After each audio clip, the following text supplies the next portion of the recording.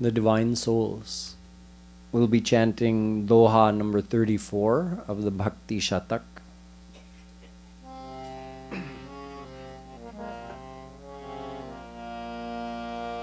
Jai Radhe Krishna Radhe Radhe Radhe Krishna Radhe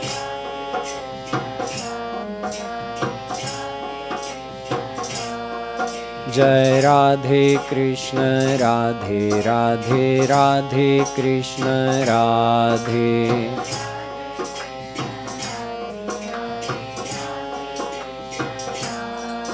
Jai Radhe Krishna Radhe Radhe Radhe Krishna Radhe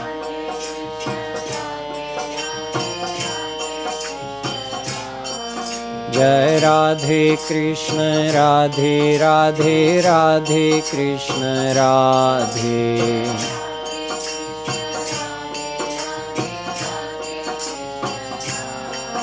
Jai Radhe Krishna Radhe Radhe Radhe Krishna Radhe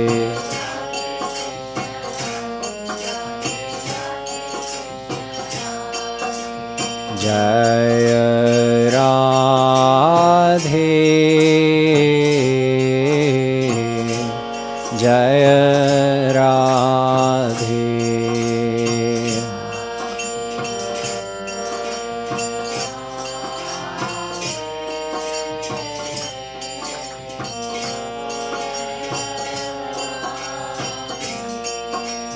Krishna Jaya Krishna Jaya Krishna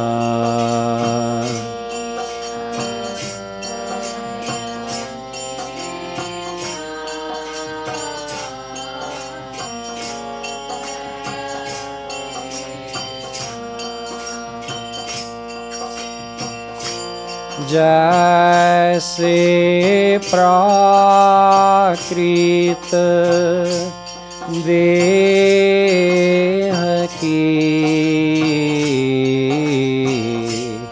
आत्मा जीव बखान राधे राधे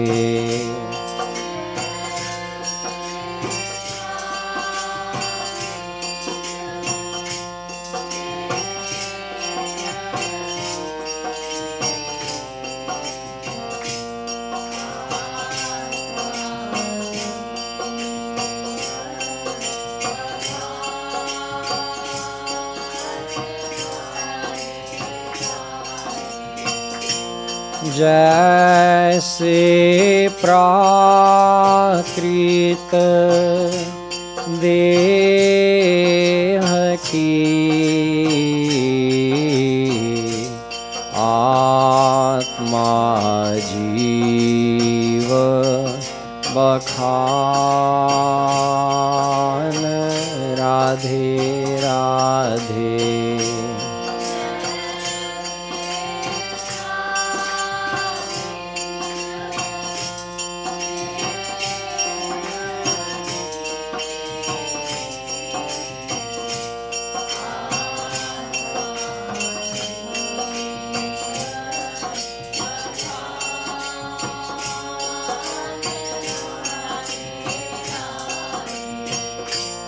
ऐसे ही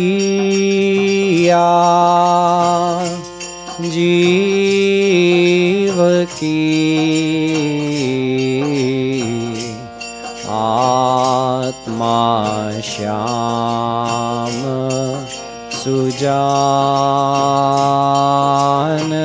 राधे राधे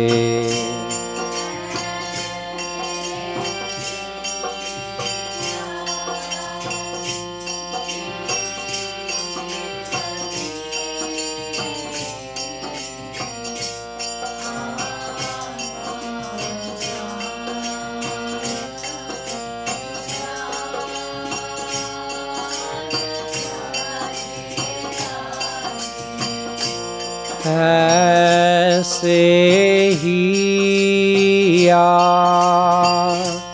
जीव की आत्मा श्याम सुजान राधे राधे।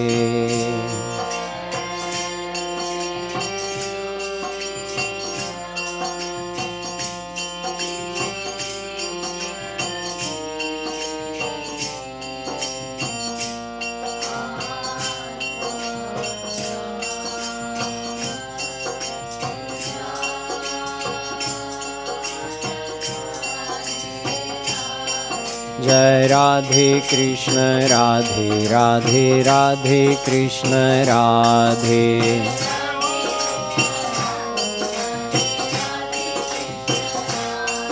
जय राधे कृष्ण राधे राधे राधे कृष्ण राधे।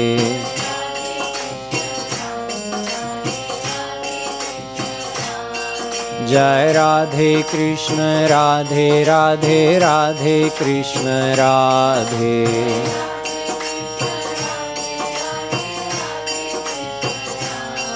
जय राधे कृष्ण राधे राधे राधे कृष्ण राधे।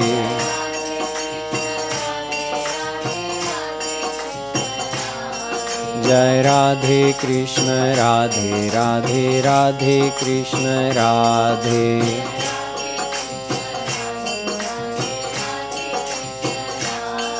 जय Radhe Krishna Radhe Radhe Radhe Krishna Radhe.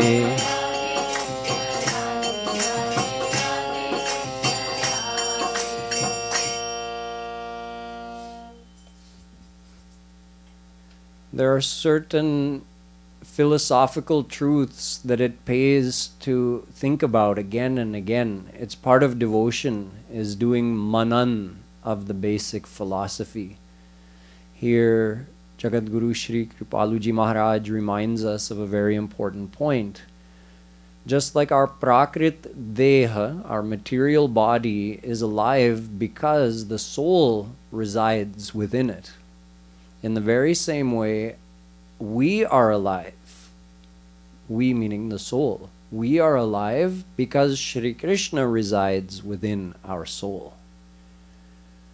Yasyatma shariram yasyaksharam shariram. Ved says, just like your body is the place of residence of your soul is the place of residence of Shri Krishna. Your soul is like his body. He inhabits your soul just like you inhabit your body. Chetanash chetananam. Shvetashvatra Upanishad tells us that our soul is chetan. It is alive, and that is why it gives life to our body. But the soul itself receives life from its Atma, the Atma of our Atma, Shri Krishna. So he is Mahachetan.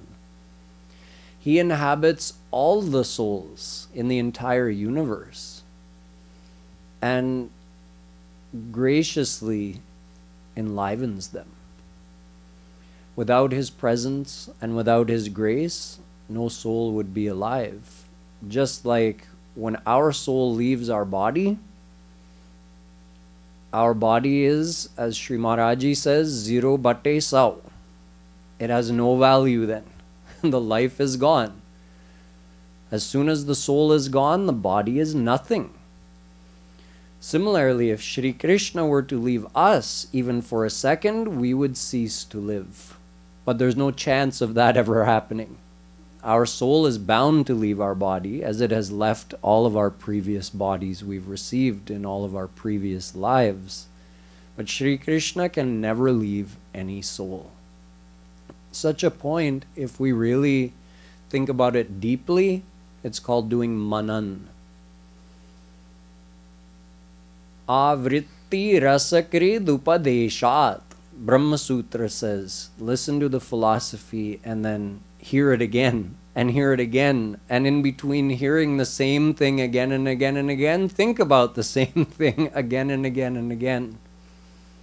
Because otherwise it stays as a superficial knowledge, more of an intellectual knowledge that, yes, I'm the soul and Shri Krishna is the soul of my soul. If someone tested you on that, you would give the right answer.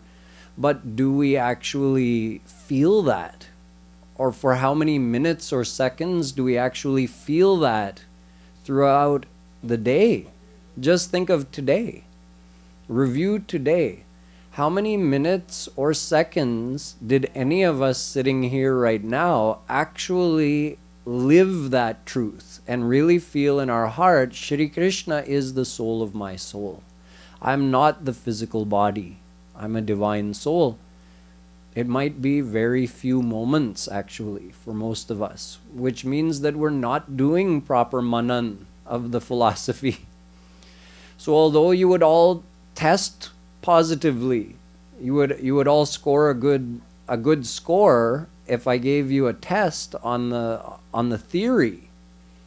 But none of us are scoring very well practically, because the practice, although it's so simple, we're not taking the care. We're not caring enough to make the effort to do manan of these simple things. We're not making the effort to remember that Shri Krishna is with us every moment of every day. It's not a difficult thing to do, but it requires will. We have to want to do it, and we have to remind ourselves to do it. It's like if someone gives you something to do, they say, oh, can you do this thing for me? And although you say yes, but it's not high on your priority list, you say yes, and within 5 seconds, you've forgotten that you promised to do that thing for them. And 2 days later, when they ask you, did you do that thing? Oh, I forgot. And when did you forget? Immediately after making the promise. We all do it. It's a matter of priorities. So we don't, I'm saying we for all of us. Maybe some of you here could be exempt to this, but I'm saying in general, most of us, including me, don't make nearly enough effort to remember these simple truths. So that's why it's very valuable to be reminded again and again. In the next doha, Shri Maharaj addresses one of the, you see, doing bhakti has an ultimate goal of attaining Shri Krishna, getting his divine vision, experiencing his divine bliss. That's the ultimate goal. Along the way, we also get to experience an abhas of that divine bliss, a reflection or a taste of that bliss to the extent that our mind gets attached to him. So that experience is also part of our goal. We want that happiness right now. There's another ancillary benefit. There's something called daivi gunas. This means the good qualities of the mind, like satya, truthfulness, ahimsa, non-violence, tej, having good energy, akrodh, not having anger, kshama, having forgiveness, daya, being merciful and compassionate, arjavam, being straightforward in our behavior. There are many, many daivi gunas described in our scriptures. And these are qualities that every person values. What I mean by ancillary benefits is that by doing bhakti, you gradually develop these qualities in your own mind.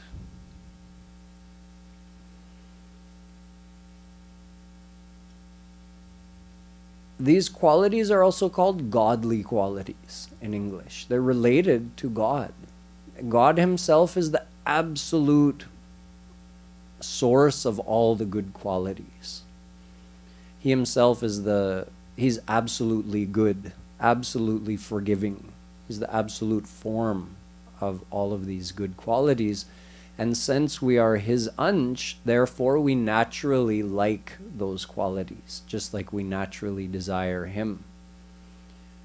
So even someone who's not exhibiting these good qualities, or instead is exhibiting bad qualities, for example, someone who tells lies, even such a person still appreciates and values the good qualities. The person who tells a lot of lies doesn't like to be lied to. He wants people to be honest and straightforward with him. The person who is cruel to others doesn't like cruelty, because if you're cruel to him, he doesn't like it. He wants you to be kind to him. So we all, every single person naturally loves these godly qualities because we are ansh of God. And everybody also says and talks about, well, we should become more like this. We should develop these good qualities. Even politicians say it. Be good, get along, sab ek ho jao. But how to develop these positive qualities of the mind? Tulsidas ji says, Nema dharma achar tap yoga yagya jap dana bheshaj punikotin kariya rujana jahi hariyan. He says all the ailments of the mind, which are like the opposite of these good qualities, the asuri gunas, anger, jealousy, hatred, etc. Obviously, it's like a balance. To whatever extent we reduce the bad, the good is rising up. So he's saying how to remove the bad and bring up the good qualities in the mind. None of these other practices are fully capable of accomplishing that. Name, dharma, achar, tap, yoga, jap, yagya. None of these practices fully succeed in doing that. Raghupati bhakti sajivan muri. He says bhakti is the only way. Why? Because bhakti means your mind joined with Shri Krishna, and he is the absolute good. He is absolutely divinely pure. So your mind purifies through that connection with him. All the other practices are physical practices. So to whatever extent we join our mind with Shri Krishna, to that same extent all the good qualities develop in the mind. Dharma satya dayopeto vidyava tapasanvita. Shri Krishna says in the Bhagavatam that nasamyak prapunatihi. There are two great things. Dharma, which is practiced with great straightforwardness and truthfulness, and the path of Gyan, which is practiced with great renunciation and austerities. Both of these things are great. However, nasamyak prapunatihi, they don't have the power to fully purify your heart. Not in the way bhakti does. Bhakti burns away all of our sins and all of the impurities of the heart, like when there's a fog in the morning and the sun rises, and within minutes the fog is burned away, all of those droplets of water are vaporized. That's the power of bhakti to purify the heart. Shuddhayati nantaratma Krishna padam bhoja bhakti mrite. Shankaracharya says that without devotion to the lotus feet of Shri Krishna, your antahkaran can never be purified. So here, Sri Maharaj is saying, Satya ahimsa adi, these good qualities of the mind, binu hari bhajana na pai. Without devotion to Sri Hari, these qualities can never really be developed in the mind. Jalate घृत nikale nahi kotina kariya upay. Just like even if you try millions of times to extract ghee from water, there's no ghee in that water. So keep churning for uncountable lifetimes, you won't get it. Even if it's lime water, which is colored white to look like milk, you can keep churning that and you still won't get ghee, you won't get butter out of it. In the same way, without bhakti to Shri Krishna, we can never achieve true purity of the mind, and we can never fully develop all these positive qualities, daivi gunas of the mind. So we'll sing this and look at further ahead where Sri Maharaj Ji describes more about the nature of the mind. Jai Radhe Krishna Radhe Radhe Radhe Krishna Radhe.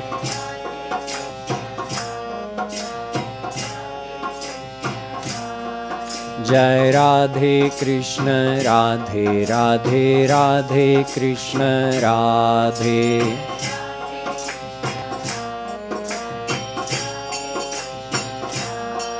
Jai Radhe Krishna Radhe Radhe Radhe Krishna Radhe.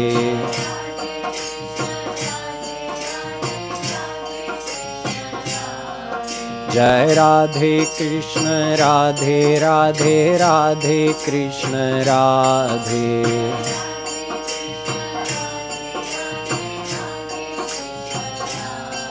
Jai Radhe Krishna Radhe Radhe Radhe Krishna Radhe.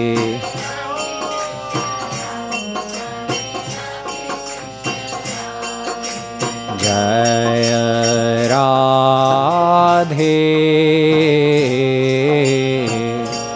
Jai Radhe.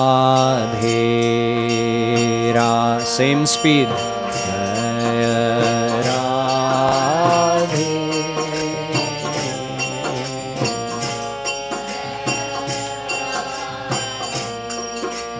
Krishna, Jaya Krishna, Jaya Krishna.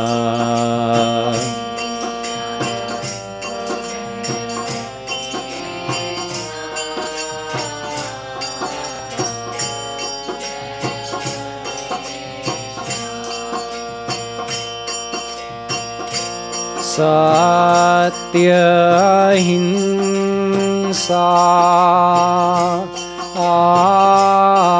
Adimana Binu Hari Bhajana Napaya Radhe Radhe.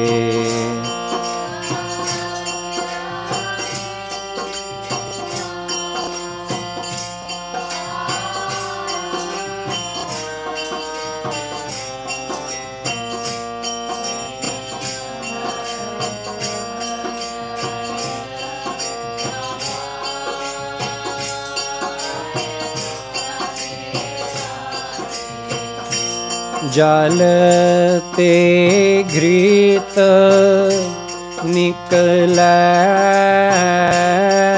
नहीं, cotton करिय उपाय Radhe Radhe.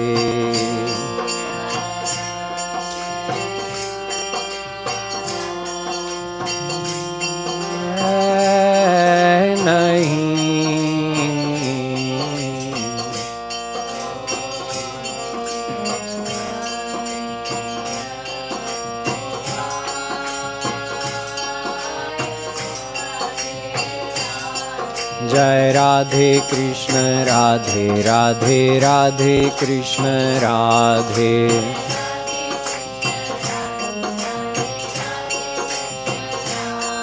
Jai Radhe Krishna Radhe Radhe Radhe Krishna Radhe.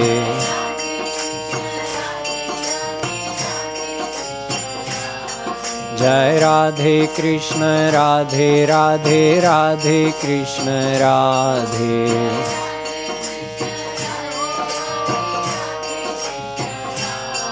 Jai Radhe Krishna Radhe Radhe Radhe Krishna Radhe.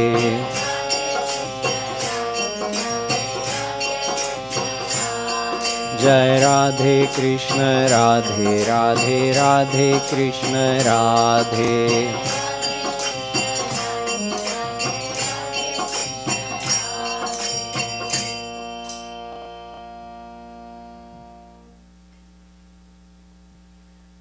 The next doha explains a situation which is confounding and frustrating to us, which is this. Even after receiving tattva gyan, the correct spiritual understanding, still our mind stubbornly goes back to the world. And by going back to the world, I mean seeks happiness in the world. What is tattva gyan? On the path of bhakti, the necessary knowledge includes simple truths like the one we were just discussing, that I am the soul, and Shri Krishna is the soul of my soul, and I am his, and he is mine, and that's my only eternal relationship. In addition to this, there are basic facts like he is perfect bliss, and only by attaining him will I get true happiness. The happiness of this world is experienced in the mind as a creation of the mind. Happiness doesn't exist in the things of this world. It's experienced by the mind based on the positive thinking of the mind for the object that it's experiencing. If it has a negative thought about the same object, then the same thing starts giving that person unhappiness instead of happiness. If there was happiness in a person, then everybody would be able to get the same amount of happiness from the same person all the time. That's logical, isn't it? If there's a certain amount, if there's happiness in someone, there must be a measurable amount of happiness in them. And if that's a fact, then whoever gazes upon that person or talks to that person or perceives that person in any way should receive the very same amount of happiness if that happiness is a fact. The same goes for non-living objects, jada vastu, like food, possessions. Everything that contains actual happiness should be able to give the same amount of happiness to everybody. We should all be able to get the same amount of happiness from rasgulla. But I don't even like rasgulla. And there are people sitting here who could eat 50 at one sitting. They like it so much. So why the difference in happiness? It's all up here. I prefer chocolate. I may be able to eat 50 chocolate bars or 50 chocolate chip cookies in a sitting, and someone else says, no, it's not really my thing. Give me rasgulla instead. In other words, for me, there's happiness in chocolate and no happiness in rasgulla. And for another person, there's happiness in rasgulla and no happiness in chocolate. Why the difference? It depends on the attachment of the mind. Who has built an attachment to what thing? Depending on their upbringing, depending on their past lives, sanskars, all of these things affect it. But there's no actual happiness in chocolate or in rasgulla or in any person. It's all based on our thinking. Jagadguru Shri Kripalu Ji Maharaj gives such good analogies to clarify these things in a person's mind. So for this situation, he gives two analogies. One, he says, just like a child sucks on his thumb, and when he sucks on his thumb, he feels he's getting something good out of that. Like when he drinks milk, he's getting something satisfying from it. So what's actually happening is, by sucking on his thumb, it's causing his mouth to salivate. And the taste of saliva is slightly sweet. So he keeps swallowing his own saliva, and he thinks it's coming from his thumb. So that's his delusion. He thinks that, oh, this thumb tastes so good. So that's why he keeps sucking on it. Similarly, a dog who's hungry may find a dry bone lying somewhere and then lie down and happily start chewing on it. He keeps chewing on it until his gums start to bleed in his mouth. And he can taste his own blood. And he thinks the blood is coming from the bone. And he thinks, oh, this is such a tasty bone I've got. And he'll dig a hole and hide it for later. Or if someone tries to take it from him, he'll growl at them. He really thinks he's getting the good taste from the bone, but it's not. It's coming from his own self. Similarly, we create our own experience of happiness based on the amount of attachment we have to a person. Your neighbor experiences no happiness whatsoever when your child returns home from college.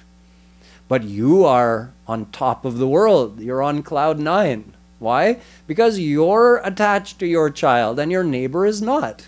When your neighbor's child comes home, you feel no happiness and your neighbor's on cloud 9. If there was happiness in both of those children, everybody would get the same amount of happiness from them. But they don't. It's all in here. We create the experience. We create attachment to people and things through repeatedly thinking of them as a source of happiness. And then based on that attachment, when we meet with that person or when we get that thing, in our mind we get that self-created feeling of happiness, which can also vanish. The more you keep enjoying that person's association, the more the desire to be with them decreases. And along with it, the happiness decreases until you get bored of being with them.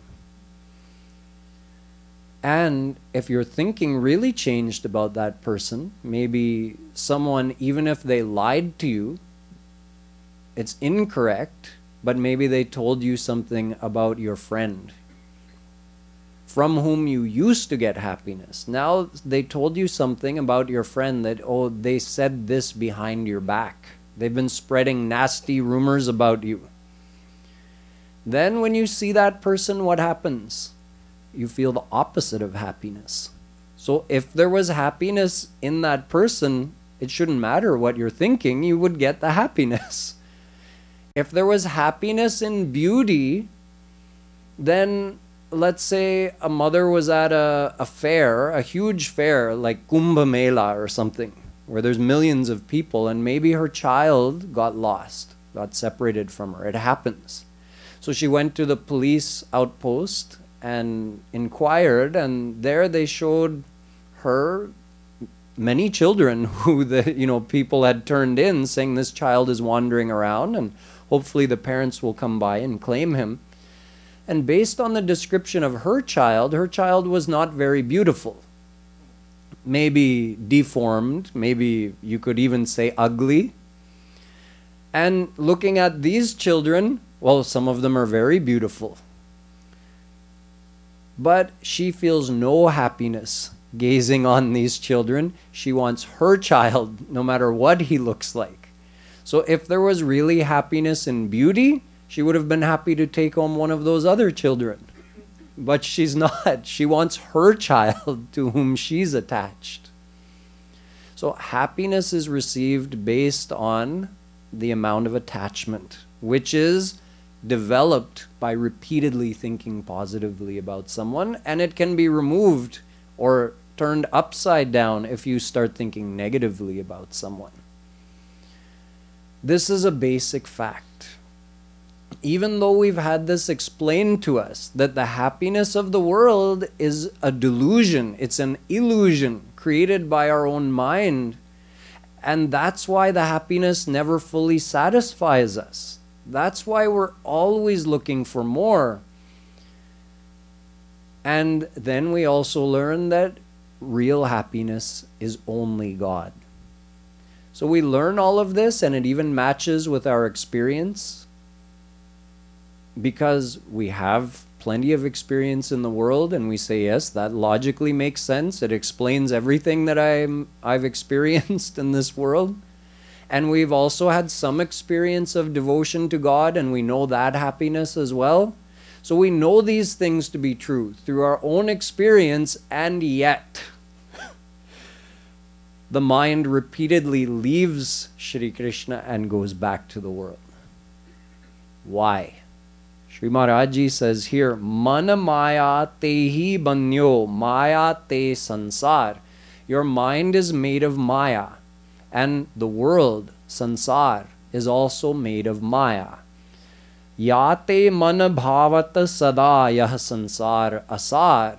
So even though this sansar is asar, even though this world has no true happiness, yet the mind is always attracted to the world because it's its nature. Remember, I've explained several times that the Ansh is always attracted to its Anshi. Shri Krishna is our Anshi, therefore our soul naturally loves him and desires him, because both are substantially one and the same. He is Sat Chit Anand, and we are Ansh of Sat Chit Anand. But our mind is Ansh of Maya. This is the situation. Our body and mind are made of Maya, and the world is made of Maya. So there's a natural, we call that being sajatiya. They're of the same kind, so there's a natural attraction between the world and our mind, and there's a natural attraction between the true me, the soul, and Shri Krishna. But mana eva manushyanam karanam bandha mokshayo. Our scriptures tell us this phrase again and again, that mind is the decider. If the mind turns towards God, you attain God, and if the mind remains attached in the world, you remain under the bondage of Maya. So even though the soul is attracted to God, but the mind is the decider. The mind is the sarathi. There's another analogy given in Vedas, that this body is like a chariot, and our soul, our true self, is the owner of the chariot, but is riding on the chariot, and it's the buddhi, it's our intellect, which is actually driving the chariot. The horses are the five senses, and the reins are the emotional mind, the man, which are being held by the intellect, the buddhi. So the buddhi is the actual charioteer, the driver of the chariot, and the soul is the owner of the chariot, but is sitting, just like if you sit in a limousine, you sit in the back seat, and the driver drives you around. So our mind is the driver, and the soul has to go along for the ride. So this is why if we don't properly educate the mind will just always go towards the world, because it's sajatiya with the world. The soul is kind of, you can say, emanating this constant desire for happiness, because it is Ansh of God and God is happiness. This has already been explained to you. We are Ansh of God and He is happiness, therefore we desire happiness. So there's a constant cry of the soul for divine happiness.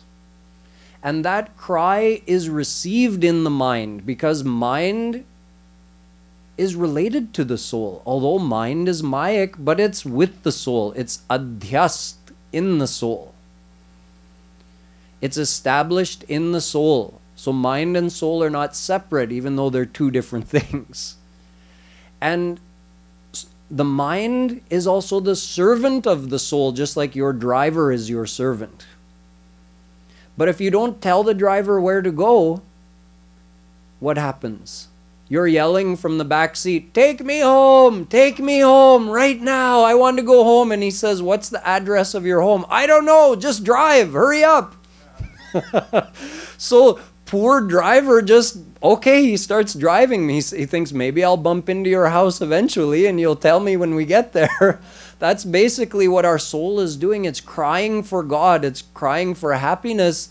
And our mind is helpless. Our mind doesn't know where to find God or where to find that happiness.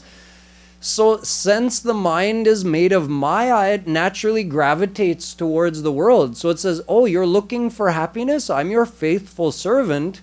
I'll try to help you find happiness. Let's try eating rasgulla. Let's try eating chocolate. Let's see if this person can make me happy. Let's see if $1 million can give me happiness. Mind is the faithful servant of the soul. It really is sincerely trying, but without the proper guidance, what can it do? So that's when we get tattva gyan, then the mind says, oh, okay, true happiness is that way, not that way? Okay, let me start thinking of Shri Krishna. Let me love Shri Krishna and try to attain his happiness. But understanding that point once is not enough. So we get it once and we think, okay, now my mind's going towards God. But what happens is we've developed such a habit. The mind is so accustomed to looking for happiness in the world that the second you let up a little bit, it goes back that way. Like, let's say you lived in the same house for 50 years and you worked at the same job for 50 years. And every day you drove to work and you drove back. So after 50 years, it's automatic, right? Do you even think about where to turn left, where to turn right? It just happens. Now let's say after 50 years you change jobs. So now you have to go somewhere else. If you're not concentrating the whole time, what happens? If you just start driving and you're thinking about something else, you'll automatically go to your old job. You'll end up there. You'll think, how did I get here? Oh, I was thinking about something else and I just followed what I was used to doing. So if in the beginning our mind is so habituated to looking for happiness in the world, as soon as we become asavadhan, as soon as we become a little bit careless, the mind goes right back there. And then we wonder, why do I keep doing that? Why do I keep looking for happiness from this world when I know the facts? It's just because our mind is doing what it's used to doing and we're not being careful enough. We're not being aware enough. You know, like a guard who has guard duty, he's always looking around. If he thinks, oh, let me just grab a quick nap, it's the middle of the night, some invader could come in and he'll be at fault. So as soon as we become a little bit careless, our mind is going, it's not even a question. It's not even a probability, it's a definite thing. As soon as we let up a little bit, our mind goes back to the world. So we created this situation by meditating on the world as being a form of happiness for us. We've developed a firm and deep faith that the world is happiness and I'm going to get happiness from it. Now we've understood the opposite. We've understood the true nature of worldly happiness, but it's still a very superficial understanding. Deep in our heart, our mind says, there's happiness in this world. And I'm going to try again. As soon as my buddhi becomes a little bit careless, I'm going to try and enjoy this thing. Our mind is planning beneath the surface. So this is why this is everybody's situation. Everybody with a material mind suffers through this. This is the path of spirituality, this is the path of devotion, is this gradual struggle to turn the mind towards God. It's a battle. You want to fight a battle? You want to be like Arjun? You want to be brave? This is your battle, the one that's going on in here, and it goes on every second of every day. If we are brave, we stand up to our man. We use the knowledge we have in our buddhi and we control its activities and we divert it towards Shri Krishna. We won't be perfect, but every little bit of effort we make strengthens our work on this side, strengthens our attachment to Shri Krishna, and gradually loosens our attachment in the world. So no bit of effort is wasted. Every moment that we succeed in keeping our mind in Shri Krishna, it's a great victory, like a courageous warrior. And every moment, every time we make that mistake and let our mind just indulge as it's used to, well, that's a lost opportunity, you can say. That's time that's gone by that we can't get back, and we don't know how much time we have left in this life. So however much we realize the value of this human life, that this is our only chance to get our mind attached to Shri Krishna, and however much we realize the temporary nature of this life, that it could be taken from us any second, that much concerted effort we'll make. And if we don't make the effort, and whether we don't realize the value of this chance or we don't realize that time is running out on this chance, so therefore we don't make the effort to review this knowledge in our mind and make it pakka, then it stays on a very superficial level. And even though we have the knowledge and we could pass the theoretical exam, but we're not practically gaining the success that we need to. So this is why this has been explained here for us, so that we can understand these facts, understand why we make mistakes, and instead of getting frustrated, just redouble our efforts and try to improve ourselves. So we'll sing this last doha today, and tomorrow we'll continue with more practical guidelines for what to do with worldly desires, worldly attachments, anger, greed, all of these things that people think they want to get rid of. Sri Maharaji explains how we can actually transform them or divert them into devotion. That will be tomorrow's topic. Jai Radhe Krishna Radhe Radhe Radhe Krishna Radhe.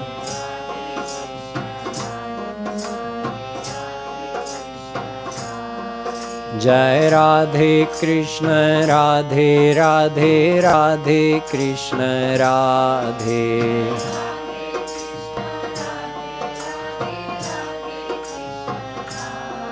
Jai Radhe Krishna Radhe Radhe Radhe Krishna Radhe.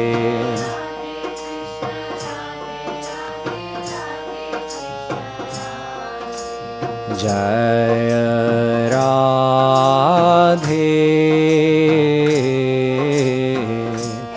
Jai Radhe, Radhe.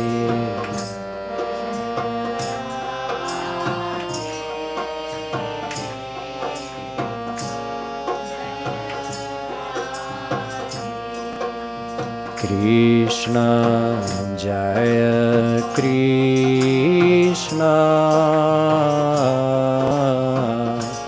Jaya Krishna.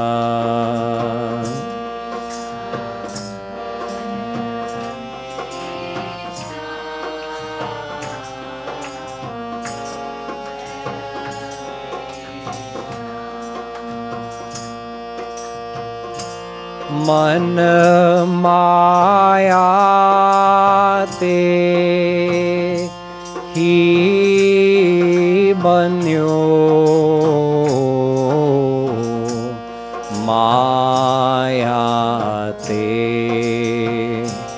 संसार राधे राधे।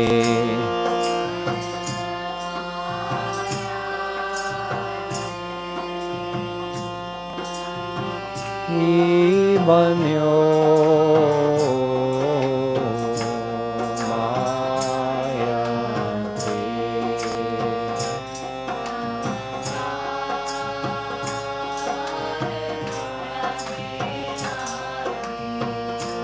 या ते मन भावत सदा यह संसार असार राधे राधे।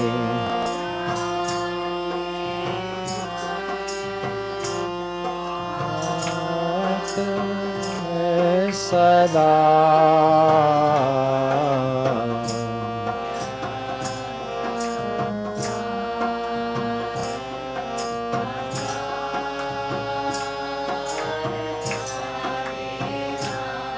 जय राधे कृष्ण राधे राधे राधे कृष्ण राधे।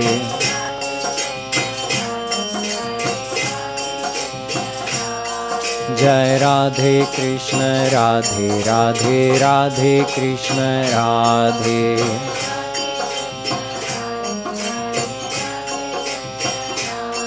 जय राधे कृष्ण राधे राधे राधे कृष्ण राधे।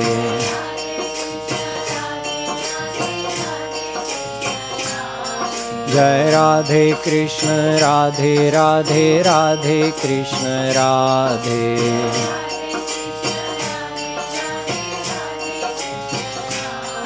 जय राधे कृष्ण राधे राधे राधे कृष्ण राधे।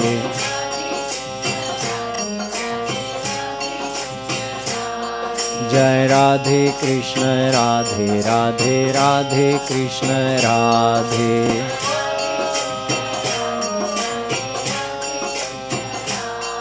जय राधे कृष्ण राधे राधे राधे कृष्ण राधे। जय राधे कृष्ण राधे राधे। अलबेली सरकार की, श्रीमत सद्गुरु सरकार की जय। जय श्री राधे। जय जय श्री राधे। जय जय श्री राधे।